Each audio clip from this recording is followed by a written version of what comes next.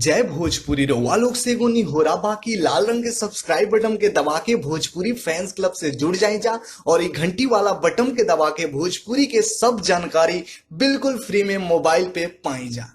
परिणाम भोजपुरी जहां आज की रिपोर्ट में वालों के बतावे जा रहल बानी, जिसे कि आप सभी के मालूम है भी बॉलीवुड के मशहूर अभिनेता इरफान खान जी के मुंबई में निधन हो चुकल बा। जी हाँ भैया, ये खबर सुनते ही पूरे फिल्म जगत में शोक के लहर जो कि बह चुकल बा। जी हाँ भैया, पूरा देश जो कि शोक में डूब चुकल बा और सब कोई इरफान खान जी के आत्मा के शांति खातिर कामना कर रहा बा। जी हाँ भैया, आप लोग के बता दी कि 54 साल के एज में जो कि इरफान खान जी अंतिम सांस ले ले, वो भी मुंबई में। जी हाँ भैया, आप लोग के बता दी कि भोजपुरी के कई गो सुपरस्टार लोग जो कि उनका के आत्मा के शांति खातिर कामना कर रहा बा लोग। यही सिलसिला में भोजपुरी के यूट्यूब क्वीन आम्रपाली दुबे भी इरफान खान जी के आत्मा के शांति खातिर कामना के लिए बड़ी। जी हाँ, सोशल मीडिया पर पोस्ट के लिए बड़ी और आप लोग से भी अपील के लिए बड़ी कि आप लोग भी कमेंट बॉक्स में जाके इरफान खान जी के आत्मा के शांति खातिर कामना करी जा। तो आप लोग भैया कमेंट बॉक्स में ज्यादा से ज्यादा कमेंट करी जा।